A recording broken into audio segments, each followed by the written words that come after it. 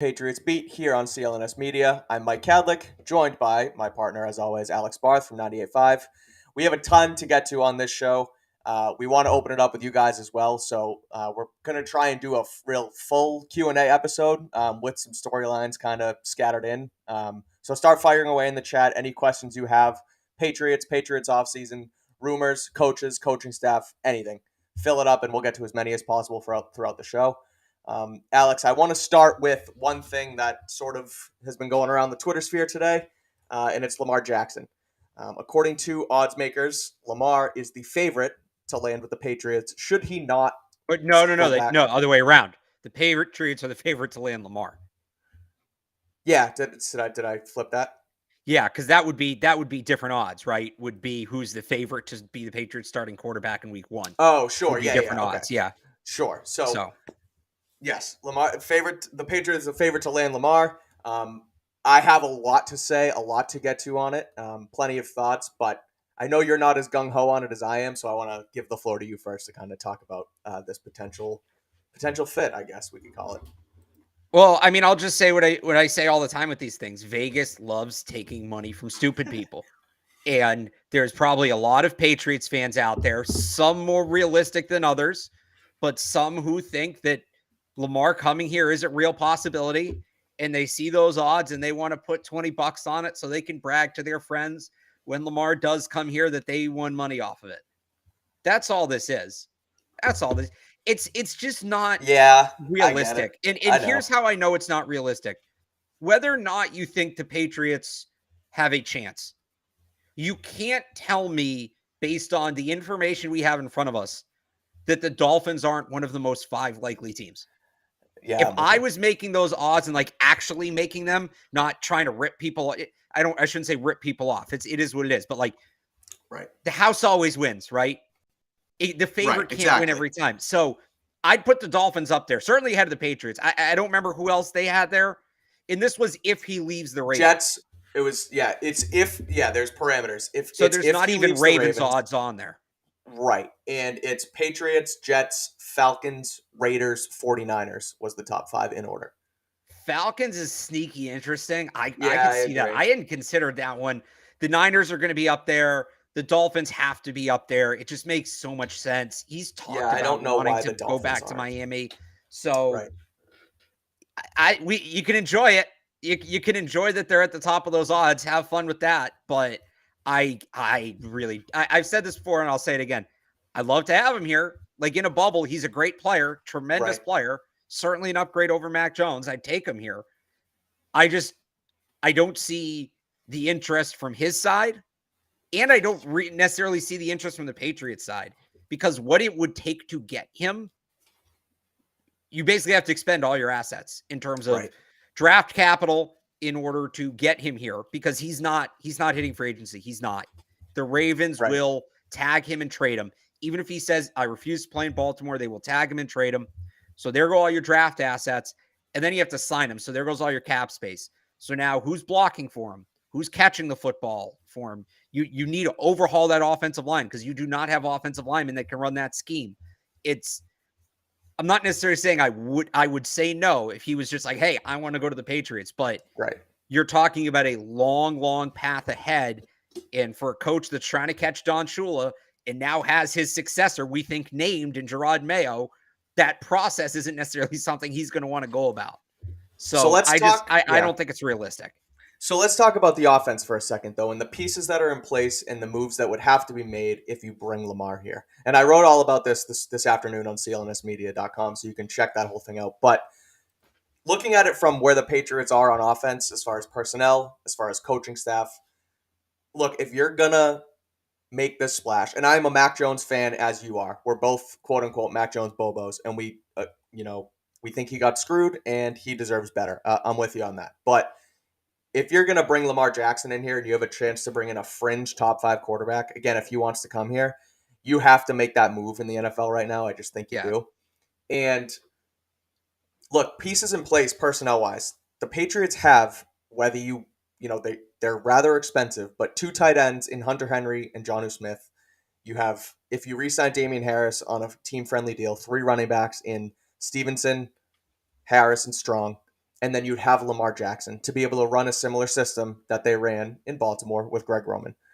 2 tight ends, 3 backs, big receivers, guys like big receivers and then fast receivers. So you have Devontae Parker, you have Tyquan Thornton, you have Kendrick Bourne. They could run a similar scheme. Now, if you're going to make this move, you have to decide on it now because you're looking for an offensive coordinator now, as the Patriots reported last week. They're going to start interviewing offensive coordinators. Like they mentioned starting this week. I don't know who they're going to bring in yet. They haven't reported it. There was a report today that Tom Curran just... Yeah. Is that where you were going? Okay, so Yeah, Tom Curran reported that the primary target is former Patriots offensive coordinator Bill O'Brien. There's unanimity, is that how you say it, on all sides that O'Brien's the best person for the job. He goes on to say that O'Brien has a willingness to return, and it should be an upset if he doesn't return. That tells me they're not going for Lamar because the O'Brien system, think about candidates, right? O'Brien and Chad O'Shea, those are guys that are going to run an offense that does not fit Lamar Jackson. But you look at other candidates, and I talked about this on CLNS, but I've been thinking about it all day now.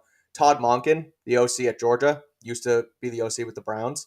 The system he runs, or you look at Zach Robinson, the system he runs, that's something that can fit Lamar Jackson. You have the personnel here, but you look at the OCs, and you have to match those things right now. So that process should have to already start. I don't know if that has. But I can't get over the fact that, Monken runs that run first, easy on the quarterback, play action. He did it with Baker at Cleveland. He did it with Stetson Bennett and just won 2 titles at Georgia. I can't stop thinking about that. And then you look at Zach Robinson. That Shanahan system, you look across the league, you look at San Fran. They did it with Jimmy. They did it with Nick Mullins. They're doing it right now with Brock Purdy. There's a high floor for the quarterback in that Shanahan system. We haven't seen the high ceiling that we think it has yet, right? You look at Trey Lance in San Francisco. We were kind of expecting to see that high ceiling with the mobile quarterback who can get the ball out quick. It's sort of just in motion with guys like Purdy right now. If you get Lamar Jackson in that system, that's the high ceiling that we've all been waiting for it to happen. That is essentially what will happen, in my opinion, if you put Lamar in that system. I mean, it's a slightly different system, though. It's not, the Ravens system isn't really Shanahan. It's sort of its own thing. But I'm saying there's the talk of, that type of quarterback, like Trey Lance. Right. So you put, it would be a shift in a system, sure, but you put Trey Lance into that system like they wanted to in San Fran. You talk about Lamar Jackson going to Miami with Mike McDaniel. Oh, yeah. Lamar Jackson has been rumored to San Francisco with Shanahan. So I'm just saying that type of quarterback in that type of system, that's what you would have to do here in New England. You would want to bring in one of those coaches. Right. And Bill O'Brien, like you said, is not going to run that system. So I would say exactly. That they don't. And that's not to say they don't want Lamar. They may have made the call. And, 100%. Hey, Lamar, they called Lamar's agent. Or how, I don't know how it works with tampering if there's a guy who wants a trade, but they go through their back channels. Hey, Lamar, you want to play here? Nope. Okay. Exactly. There you go. He's not an option. He's not, whether they want him or not, he's not an option. So they have to continue to move on. Yeah. So let's then talk about the actual report, something that does actually have wheels on it, and that's Bill O'Brien. What I just read, what I just mentioned, NBC Sports' Tom Curran says that, again, the Patriots believe there are other candidates with merit, but the relationship between ownership and Bill O'Brien and Mac Jones and Bill O'Brien sounds like it would be an upset should he not return. So I think he's all about the guy here. They're going to go through interviews, but I think it's going to ultimately, after Curran's report today, I think it's going to be Bill O'Brien. Which, to me, I know some people rolling because of course, it was always going to be Bill O'Brien. Yes, we just went through a whole offseason of them doing the thing that it was like, it couldn't possibly be that. They couldn't possibly have Matt Patricia call offensive plays. Right. They couldn't possibly, with the stuff in the draft, trade down twice and take a guard. They couldn't possibly just sit out free agency. They tried all that roundabout stuff and it didn't work. This is the offseason of no duh. Like, it was funny when I posted my 10-point plan for the Patriots offseason on Friday, and it's up now, and you can read it at 985thesportshub.com. And I got a comment on it that was, and this was a rare case where I actually got into what I would do. It wasn't so much a projection as much as it is I think if they do all these things, they'll be in good shape. And the first step was hire Bill O'Brien. And I got a comment that was like, I was disappointed reading this. There really wasn't anything outside of the box. I think this is what everybody believes they should do. Isn't what everybody believes they should do sort of out of the box now after what we Right. went through last season? Like a chalk offseason, hire Bill O'Brien, sign or trade for a receiver, draft a tackle. Like that's all chalk, Get rid but of it bad isn't. coaches, bring in good coaches. Right.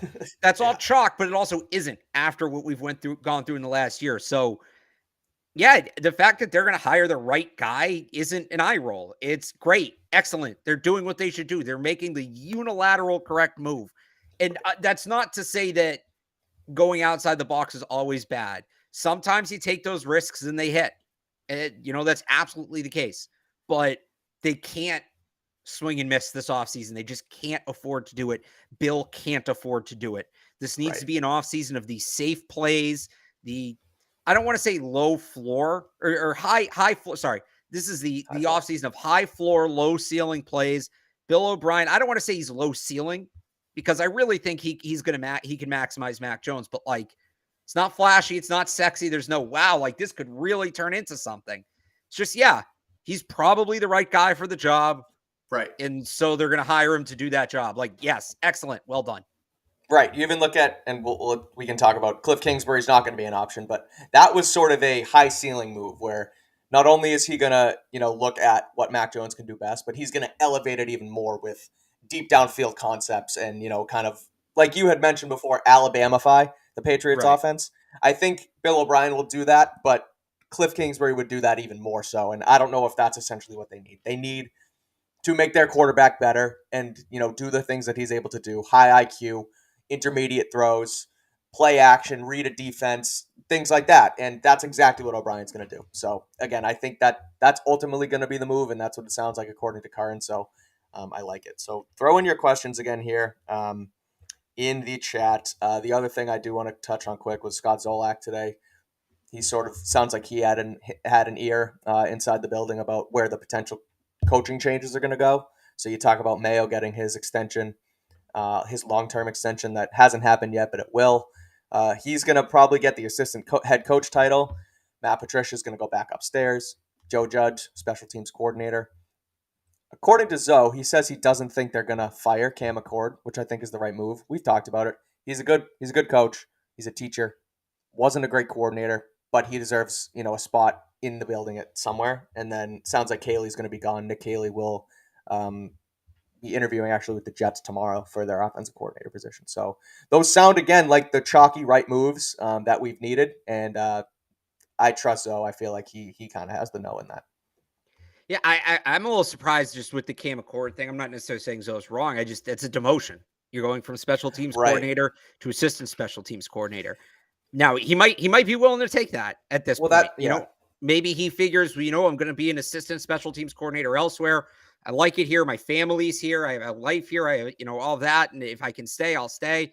And a ton of credit in the world to him if he can do that. Because a lot of people wouldn't. A lot of people would just say, no, you're not demoting me. Just fire me.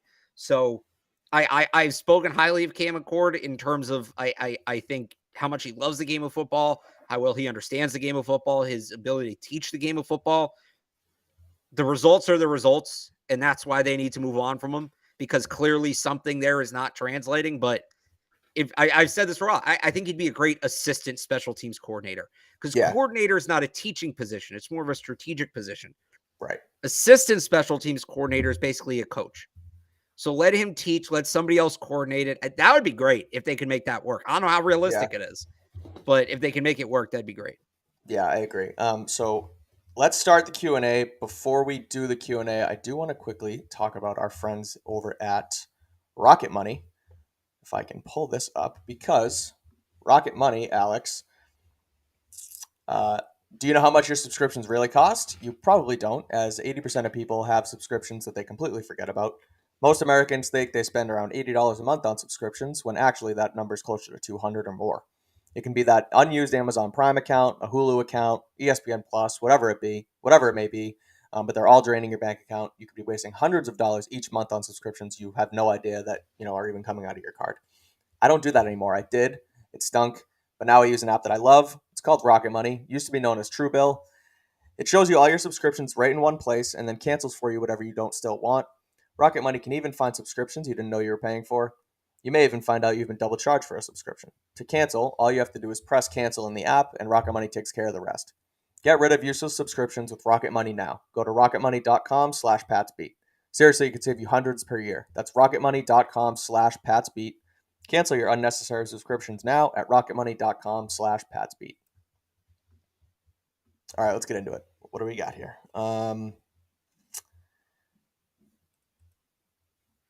I just had one in the chat. This one's interesting. Okay. Oh, do yours. Go for it. I don't think Hunter Henry's a cut candidate just because of how his contract's structured. I think it's more realistically Jonnu Smith. I don't think the wide receiver position has an impact on the tight end position, though. As for the second part of this question, is Hunter Henry a cut candidate if the Patriots trade for Hopkins and re-sign Myers? I don't think that impacts the tight ends at all, but if one of the tight ends is going to get cut just based on the contracts, I think it's Jonnu Smith. Yeah, I think so too. Henry has been more. I mean, he's been more productive, frankly. But I think we were talking about it the other day when we were, texting about the Pats in general. I'm not out on Jonnu Smith yet. No. I think that he needs. He hasn't been great. He's getting paid way too much for his production so far. But the stuff he did in Tennessee, the stuff he showed when he actually gets the football here, he breaks a ton of tackles. He's fast. They just need to be able to use him right, and I think they still can use him right. It's going to be a matter of who they bring in on the staff. So, I don't think they're going to ultimately cut either tight end, but it would probably be Smith over Henry just because he's done more so far. I mean, to reference the games this weekend, if people want to talk about the games this weekend too, we can definitely get into that because I have some thoughts. I look what Evan Ingram's doing for the Jaguars. Mm-hmm. I don't see a reason why Jonnu Smith couldn't fill a similar role for the Patriots. And what the Jaguars are asking Evan Ingram to do, and that's another guy who struggled to produce, went into that offense, found success. I don't see a ton of reason why Jonnu Smith can't handle the route tree that Evan Ingram's running right now in Jacksonville. They just have to put it in the playbook for him to do it. So, like, that's an interesting thing. Fast tight ends, those guys. Yeah. First Patriots free agency signing this offseason is Alex. One of the tackles, whether it's Orlando Brown, Mike McGlinchey, should be one of the tackles. When we get closer, we'll get into. I'm not ready yet to say who I want it to be. We got to wait and see. Got to do some more research, but one of the tackles, whoever it is. Yep. They can't really go wrong. Yeah, I'm with you. I mean, you think who are the free agent receivers right now? Like they need a number one wide receiver as well. PFF did their list today. They have the number one free agent receiver is Jacoby Myers. Okay, so I don't know if they had Odell on that list. I don't know that they had Odell on that list or not, if he was factored in. But I right now though, I would not put Odell over Jacoby Myers. I mean, because he's an unknown. Yeah, unknown. Jacoby's more reliable. It sounds. I've seen a few things on Jacoby, whether it's saying that he liked his time here. It sounds like he still wants to come back, but it also sounds like he might be out the door. A lot of guys say that. You'll never really hear a guy say, no, I'm not coming back. Right. But and to be fair, I don't think Jacoby's lying. I think he did very much appreciate his time here. I do think he was emotional talking about his time with the Patriots when we talked to him last week. But that being said, he's going to get some kind of money dangled in front of him this offseason that he probably has never even dreamed of. Right. And I don't think that's going to come from the Patriots. And I think he loves the Patriots. I think he appreciates the organization deeply.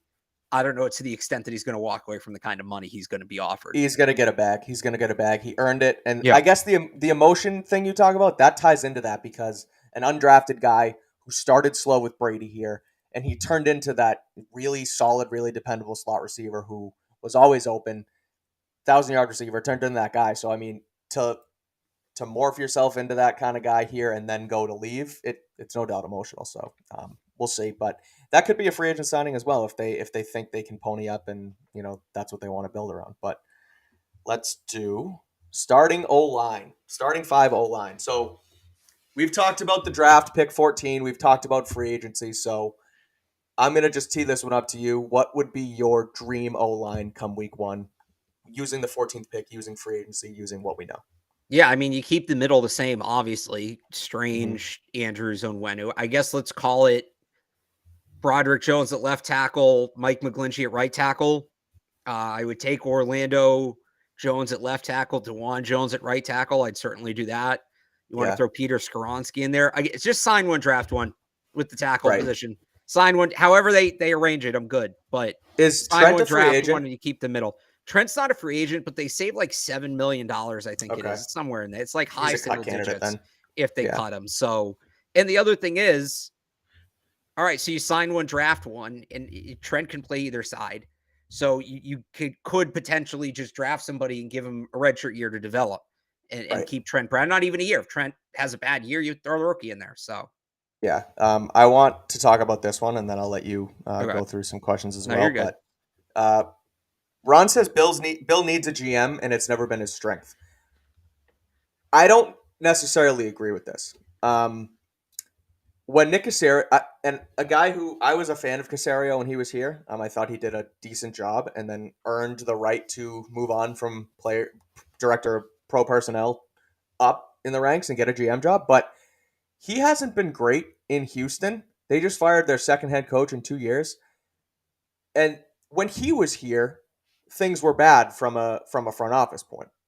Once he left, and it was Ziegler and Macro, things have been very, very solid from that point of view. I'm looking at something I wrote earlier this season to kind of reference just what they've brought in with Groh and Belichick heading up the personnel staff instead of Belichick and Caserio.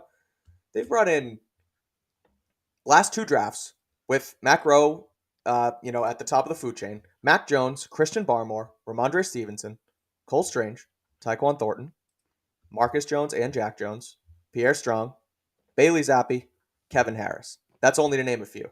Kevin Harris is the worst out of that group. He had a couple of games here and there, but those are all guys who played a role this season just in the last 2 drafts. From free agency signings, like was Judon Caserio, or was that? I think that was that was Groh. Yeah. So you brought in Matt Judon, outstanding. Devontae Parker, okay. The tight ends were a little high, but overall, you re-signed Juwan Bentley. I feel like from a GM side of things and a front office side of things, once Caserio left and Groh came back, they've been really solid. So I don't think they necessarily need to change anything there. There's some gray area here just in terms of the big knock on Belichick right now is the state he's let the coaching staff get into and not replacing guys like Brian Flores when he left and Dante Scarnecchia when he left, right, and all that. It's not like, if the scheme's bad, you blame the coach. The players are bad, you blame the GM. But hiring the coaching staff is normally collaborative effort between those two. So you can put that on Bill the coach, or you can put it on Bill the GM and not be incorrect. So it's tough to say. In terms of the player personnel element of it, like you said, they've been fine. Yeah. And the bigger issue's been they've been sloppy. They've had good players who've been sloppy. So that's on the coaching. If we're going to knock one of the two, it's Bill the coach right now, not Bill the GM. While we're on this topic, I do want to bring this one in real quick. The Cardinals hiring a former Patriot staffer, does it make it easier to trade for DeAndre Hopkins? That's Monty Austinfort, who was here for a while, was with the Titans for 3 years, and now is going to the Cardinals as their GM. He's the Titans director of player personnel. It maybe makes it a little easier. I don't know that it guarantees anything, but it's somebody they have a working relationship with. So I agree, sort of. It's good to have a relationship with a guy. It's someone who you can call up easier and, talk shop just, off the cuff. But guys aren't out here doing favors for anybody either. So, I don't necessarily think that just because there's someone on staff there that all of a sudden they're going to make a deal happen for the Patriots over anybody else because they have a relationship with them. You get what I'm trying to say there? Yeah. But I don't know. We'll do draft talk. I'll let you go in on Keely Ringo because you've mentioned him ample times. So I know this is who you think could fit. Yeah, he's probably the one guy, if they're not going to take a tackle in the first round, that I'd be interested in. Big, physical press man corner on the outside, fits their type. If they're going to lose Jonathan Jones, you put Ringo opposite Jalen Mills, you get Jack Jones in the rotation, you're in pretty good shape. Ringo can be that number one. I think Ringo can truly be, soon, that number one outside corner that, shut down type. So as long as they take a tackle in the second round, as long as they sign one in free agency, if they want to use their first round pick on Keely Ringo, I could see it. It's not necessarily what I would do, but it's not a bad move necessarily. Yeah. And he can play. He's the number one corner in this draft. I know some people have brought up other names. I got to pull up the board here real quick. I don't even think he's the consensus number one right now. If I take a look at it, no, I don't think so. No, he is. He also Okay. it's him then Joey Porter. And I don't know that Ringo's going to be on the board at 14. He really shouldn't be. This is probably going to be one of those things like, okay, Mike, so you were watching the show for this last year. You weren't here. And I think your mic's disconnecting or my headphones bugging out. You got me? Yeah. Okay. Last year at this time, everybody wanted Jordan Davis. And I kept telling people, you can want Jordan Davis all you want. He's not going to be on the board at 21. People are like, well, no, I see him in all these mocks and he's going to, and I was like, no. When he tests, when we get to the combine, once he tests, once these teams see him physically, 21 is going to be out of the question. Did the same thing with Chris Olave. Once he tests, he's going to be off the board. There's a chance Keely Ringo is that guy this year. I see some people suggesting he could be at the board on 14 right now. Once we get through the combine, they do all the measurables and all that. I think it's going to be pretty clear he's a top 10 pick. So I'm not going to get my hopes up about him too much. Two quick ones that I want to shuffle through. This one quicker than the other one. Pat's going to sign former Jets offensive coordinator. That is Mike LaFleur. I thought of this, and I thought that when the Jets parted ways with him, that he would be a likely candidate. But it sounds like he's going to go to the Rams, which makes sense. Again, it makes sense, but that also leaves the door open for Zach Robinson, because Zach Robinson sounded like he was in line there to be the OC. But now that they probably bring in Mike LaFleur, Robinson might be ready to make that jump. I don't know if he necessarily wants to come cross country for this instead of being the quarterback's coach there, but you never know. So it sounds like he's going to be in LA. The other one was, and this is sort of going to be longer, but I've seen this. Daniel Jones is greater than Mac Jones. I don't necessarily disagree with it. We could talk about what happened this weekend in the games, how they, Giants obviously upset the Vikings, all that. This is the stuff you and I have talked about on this show, is that it's not a bad thing to help your quarterback. Daniel Jones was not good for the first 3 years of his career. He was a 6 overall pick, felt like a bust. They fired 2 coaches, I think, when he was there, Pat Shurmur and Joe Judge. Yeah, Shurmur was 1 year and then Joe Judge the next 2 years.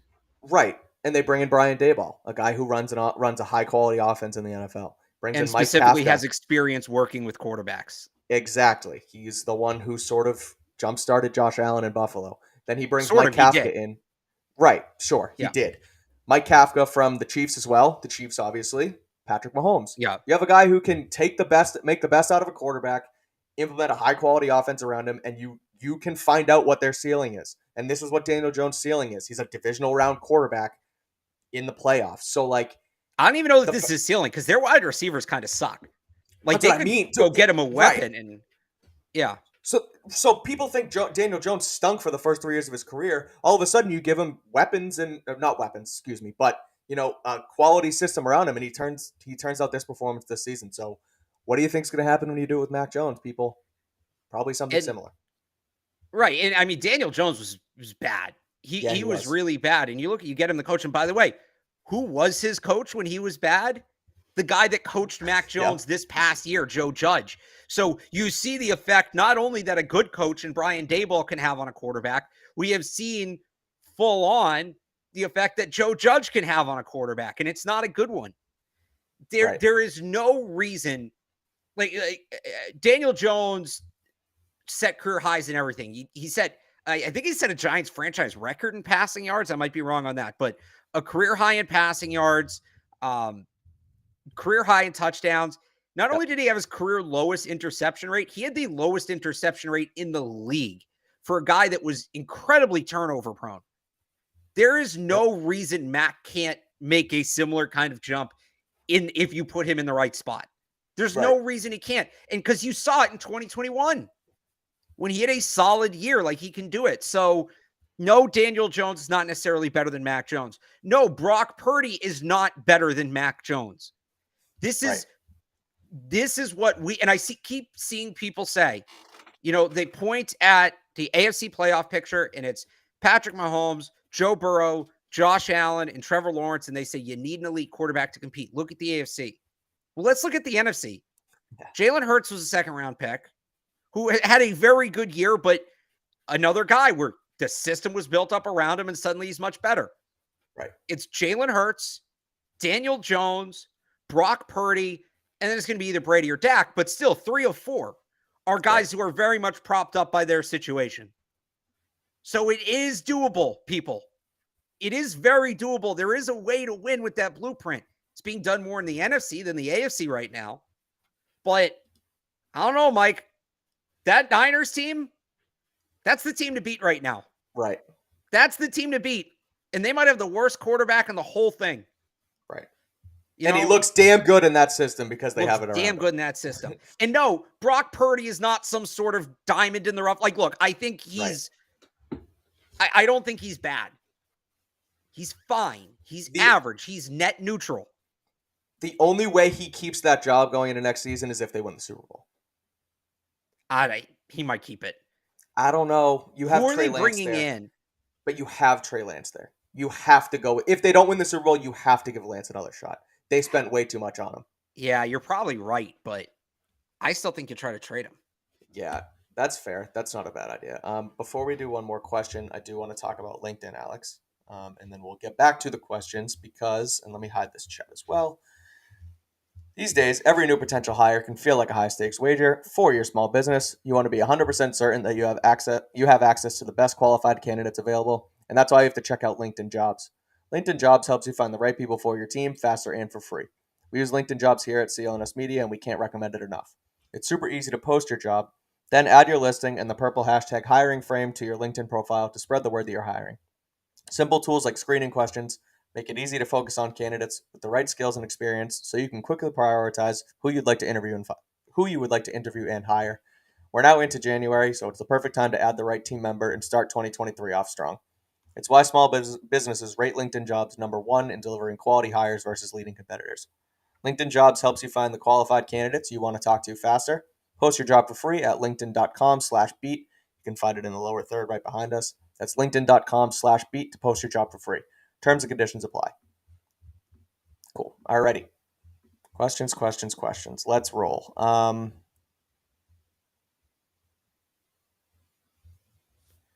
Sorry. What do we got delay here? This sucker. So, all right, we can do this one. Some people have asked about. I've seen a lot of people ask about this because I've left Andre Dillard kind of out of that top tier tackle free agency group, and I think people just think I'm forgetting. He's been kind of banged up the last couple of years. He didn't start any games this year. I'm not going with I think he has upside, but I want the guy. I kind of said this about the wide receiver position who's been there, done that. I think you're going to have to pay top dollar anyway, get somebody who's been there. So I don't think Dillard's bad, but I want a guy who's been a starter before, who isn't necessarily going to have a learning curve. Yeah, I agree. If he's like the last option, you have to go for it because they need of course. Something. But I mean, they should be able to get they should be in on McGlinchey and Brown first. And, McGarry from Atlanta. I'm blanking on his first name. Oh yeah. We already mentioned this, but I want to get your thoughts on Carmen's report today because obviously he's an insider and he knows what's going on down at One Patriots Place. Do you think Bill O'Brien is like a done deal realistically right now? They're going to have to do the the evaluations and talk about it. But from what Curran said, with Mac Jones being on board with it and ownership being on board with it and Bill O'Brien being willing to return, it sounds like a done deal, but I don't want to rule out everybody else just yet because I like Billy O.B. I think he's, solid for the position and he'll do a good job with Mac, but I still think there's a higher ceiling with someone like Zach Robinson. Yeah, with Robinson, you have to do touched on it. Yeah, you have to do the Shanahan offense. If you're you're bringing in Robinson to run Shanahan, right, or McVay. I also like the idea of it being somebody who's been a head coach before because if it's Bill O'Brien, it's Bill O'Brien's offense. That's his system. It's his we used to talk about Josh McDaniels as the head coach of the offense when he was here, right? Not the offense coordinator, but Bill was the head coach of the defense. Josh was the head coach of the offense. I think that setup worked really well. And I'd like to see them go back to somebody who it doesn't just have offensive experience, but has head coaching experience, kind of can command that respect. And that's Bill O'Brien. Based on Curran's wording there, and there was something about like it's an upset if he's not hired. I'm paraphrasing, but it was something, he used the word upset. I can't imagine a guy like Curran's going to speak that strongly without knowing what he's talking about. Yeah, So I agree. I don't know that there's ink on paper, but it feels sounds likely. It feels pretty solid. All right, I want to jump in this one I real want to quick. quickly just building off the head coach of the offense. Yeah. I think thinking about that. So, head coach of the offense is like one of my things going into this sort of rebuild that we're talking about was you need to give the offense completely to somebody else and get Bill's hands out of it, because when Bill's hands were in it, it was bad. Right. I don't know if Zach Robinson, you're able to do that. I think Bill's going to want to be sort of a puppet master behind Zach Robinson. Exactly. If it's Bill O'Brien, you can stay out of the meetings, and this is yours, and we trust you. Go for it. So not only you can, Bill O'Brien's not going to let Bill Belichick be over like that, right? Like, and he's a guy that can. I don't know that Zach Robinson's in a position where he can tell Bill Belichick, "Hey, like, I've got this. Leave me alone." Pause off. Right. Bill O'Brien can clearly do that. All right. Right. This is a great question. What is football and why? It's just fantastic. This is excellent. Football is just great. It's just great. I think it's a great microcosm of life. It's about, team effort and working together, and you gotta, you're gonna make me cry. It's it's about, chasing perfection, right? Because you're never going to be perfect, but you have to be as close to perfect as possible to be successful. And why? Because it's awesome. Because it's great. Because it's everything we love watching. It's drama. It's pursuit of excellence. It's physicality. It's all of it. Football rules. That's why. It absolutely rules. I constantly change out my Twitter header all the time just to screw around. And it's now, you can check it out at Mike Kadlick on Twitter. It's now a screen grab of Julian Edelman's tweet the other day, and it's just, I love football. It's so easy. It's so simple, but I loved it because I love football. I tweeted out just about every Sunday. It's like, why is everybody in America not sitting on their couch from 1 p.m. to 11 p.m.? Imagine not being a football fan this weekend. That's and what I'm missing saying. All of that. It's crazy. It's funny. My header's a quote too. It's from Bill Belichick. This is from training camp. I don't remember if it was 2020 or 2021. But it was like the first press conference he gave, like the day before the first practice at training camp. And the context was, he was talking about like what the team does before they get into padded practices and how important the padded practices are. Right. But part of his answer was, a big part of football is the actual football part of it. I thought that was great. That's great. Yeah. Yep. Excellent. I'm not a tattoo guy, but if I were to get a tattoo, that would be up there on my options, would be that quote. Yeah. I like this. This is sort of the Alabama-fication of the offense. Use Taekwon like Mac Jones used Jameson Williams at Alabama. Prior to Devontae Smith winning the Heisman Trophy, Mac Jones was going to be the favorite because Jameson Williams wasn't hurt yet. And it was Mac, and he was just throwing bombs to Jameson Williams and Devontae Smith all game long. I don't think Billy O.B. was there. I think that was still Sark's team. Nope, that was Sark. But it's the same offense. It's so the concept, right? Well, so like a lot of times you think about the offense coordinator bringing their system, right? Right. When Bill O'Brien got to Alabama, Saban saw how successful that offense was. And I think, by the way, this is part of the reason O'Brien struggled a little bit at Alabama. Yep. He said to Bill O'Brien, you're not running your offense. You're going to run Sark's offense. And Mac Jones was the one who taught it to him while he was getting ready for the draft. So the idea is Bill O'Brien can marry that Steve Sarkisian offense that Mac Jones was running and some of those more traditional Patriots concepts that Mac Jones was running in 2021 under Josh McDaniels. Like, Bill O'Brien is in a unique position to marry those two, hence the Alabama-fication. Exactly.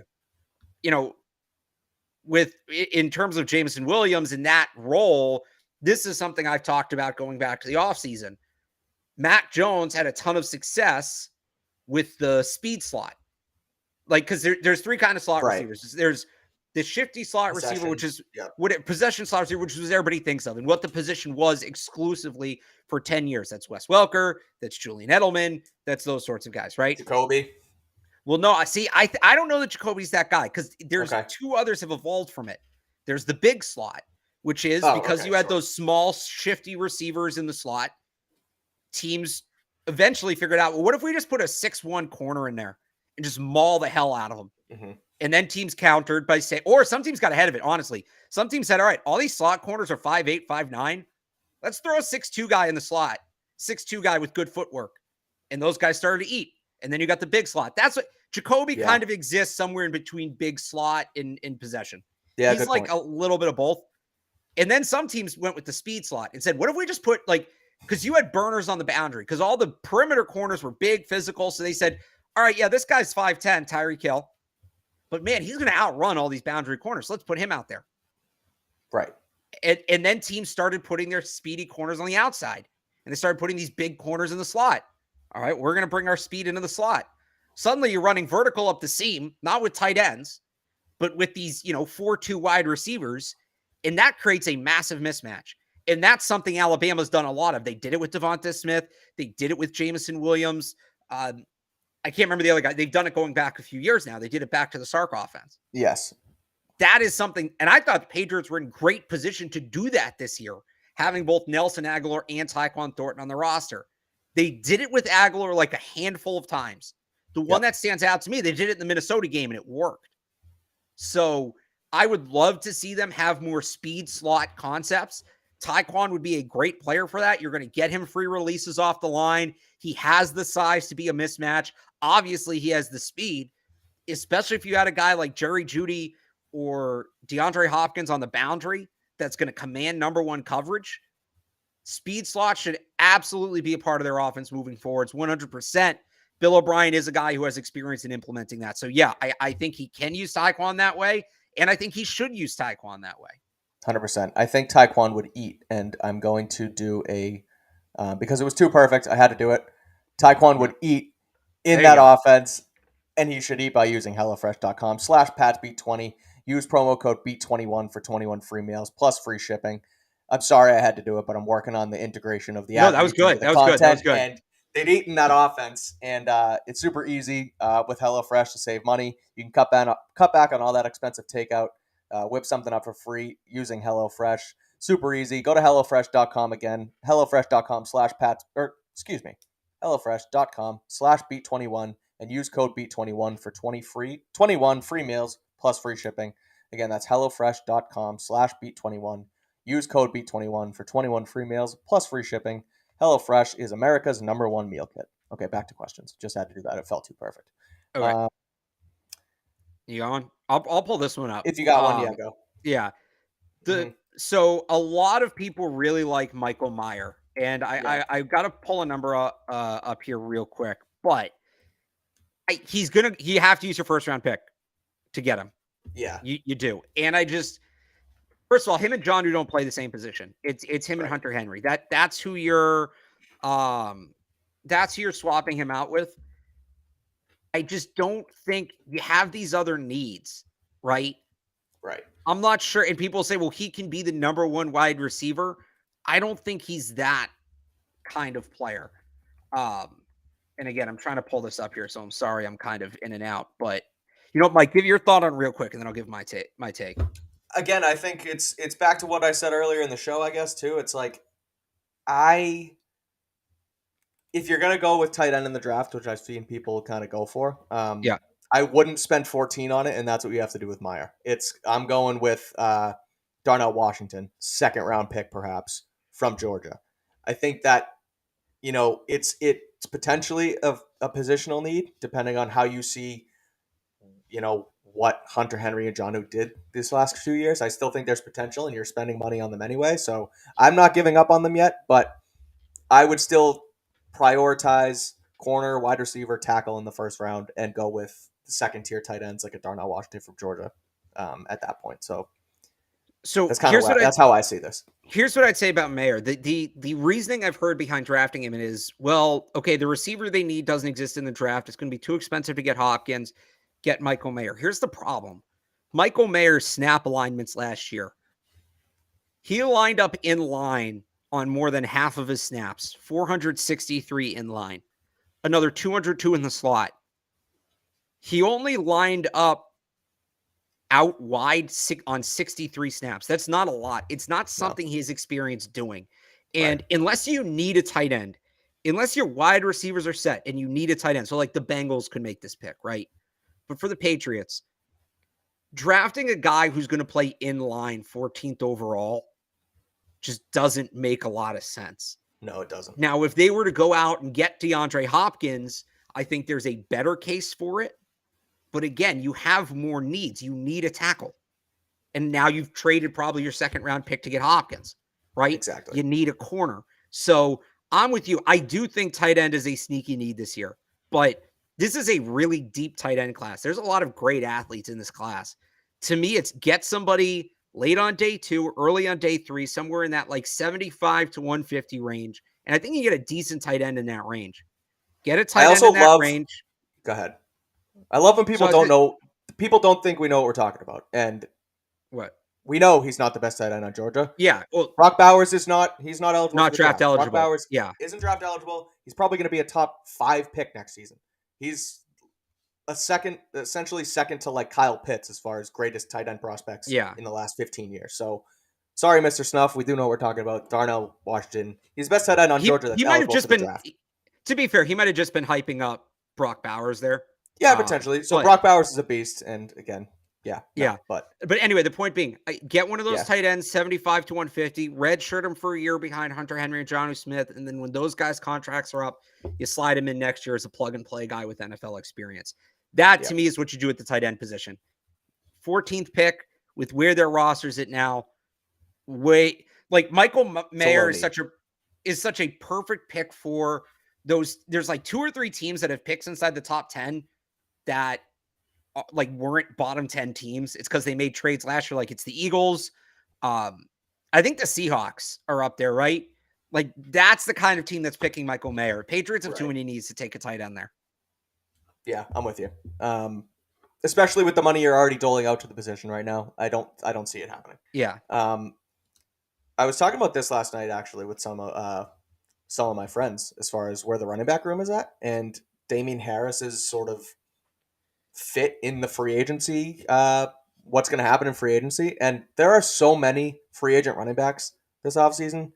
Damien Harris is kind of going to fall out of that top tier. He's more in the second tier right now, and I don't think he's going to command a ton of money. So if he already doesn't command a ton of money at the start of free agency and is sort of looking for that deal and he's not going to get a ton of money anyway, and we've talked about it here before, but I think he's a quality or a high quality candidate for a hometown discount. A guy who's a leader in the clubhouse. People love him. Friends with Mac Jones. That's not a reason why people necessarily take less money, but I think it could happen. I could see them re-signing Harris at a lower price than some other guys that are out there. Yeah, they usually don't re-sign these kinds of running backs, but like you said, he's a valuable voice in the locker room. They're going to need the depth. If Bill O'Brien comes here, I do think one thing he'll make a point of doing is rotating the running backs better. And so you need that second guy opposite Ramondre Stevenson. Now, maybe he drafts Jahmyr Gibbs. I've really wondered that too, because they loved Jahmyr Gibbs at Alabama this year. He was their entire offense. He can probably play slot receiver in the NFL if you really want him to. Right. I wonder if they're going to be in on Jahmyr Gibbs on day 2 if Bill O'Brien comes here. I don't know that I do it, but I wonder if they'll be on it. But yeah, I wouldn't be like overly surprised if they like a 1-year incentive heavy deal for Damien Harris. He gets to reset his value after he was banged up all year. They get a valuable voice back. I could see it. See it. I'm with you. Again, I just think with the way free agency is going to go with the position too, I don't think he's going to command a ton of money. So I think that's sort of going to be their way in. We only have a few minutes left here, Alex. I'm sort of trying to find some questions, but I also think that what we can do after today's double matinee is a quick Boston Sports Minute. Yes. What do you say? Because Bruins and Celtics dominated today. They're both freaking wagons. There's no really other way to say it. Let's start with the Bruins. What'd they win? Was it 7-0 today? Is that the final score? Did they let up a goal? Did they get a 7th? Did they get a touchdown? I thought they put up a touchdown. The extra point? They kicked the... No, they did not. Oh, they missed the extra point. 6-0. 6-0. David Pastrnak scores. Every single day that goes by and he scores a goal and they don't sign him makes me worried. But that team's a wagon. I think it's cup or bust right now. It sucks to say because, it's hard to win a Stanley Cup. It's hard to win any championship. But this team is that good. They're 34-4-1 now or something like that. There's no excuse really for them to not just go out and win the Stanley Cup right now. The Pasternak thing's interesting. I actually think the Pavel Yeah. Zacha deal was like a really good sign that they're close on Pasternak, because Okay. Yeah. that's going to be a big deal, obviously. Yeah. A lot of money. And sometimes teams want to make like you do. Some teams work under the philosophy that you do that deal last. And I know Right. some people will think, oh, no, he's your best player. You get him signed first. Well, in this sense, where it's an extension and you know he wants to stick around, and we've heard some reports that maybe the parameters are already there, right? Right. Right. Okay, well, you know you also have to pay Zaka. So let's get that deal done so we know exactly what we're working with. Let's get some of these other deals done so we know exactly what we're working with financially. And then you go back and say, all right, we've got everything else set. Here's the room we have. This is the Yep. deal we're going to do with Pasta. Maybe it's something where like they're waiting on the deadline because they want to have a little bit of flexibility at the deadline, and then they're going to get that done. But Right. the Zaka thing actually sort of made me feel like they're maybe close on Yeah. Pasternak. I'm with But you're you. right. He's getting more and more expensive. He had a great game today. That Yeah. check line with him, Krejci, and Zaka, I mean, that was awesome. That was They're a just so wagon. great to watch. Yeah. Yep. Okay, let's move on quickly. We'll do Celtics. They beat Charlotte in Charlotte, 130, 118 today. Jason Tatum goes for 51 and 9.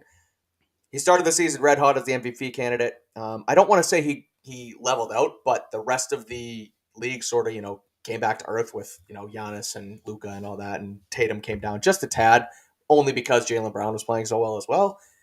But Tatum's back in that groove, and I saw you tweet about it earlier, so I want to give you the floor. Just how he's gotten better and better every season. So, like, how much higher can he go right now? Because he's been so dominant already to start the year.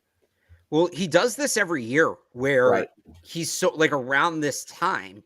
They were saying on the broadcast today, I think it was a year ago yesterday, he had that 61-point game against Washington that kind of kick-started that Yeah. whole second half surge. And we've seen this before from him pretty much every year he's been in the league, where he's like okay the first half of the year, and the second half of the year he really takes off, right? He struggled at times in the first half of the year.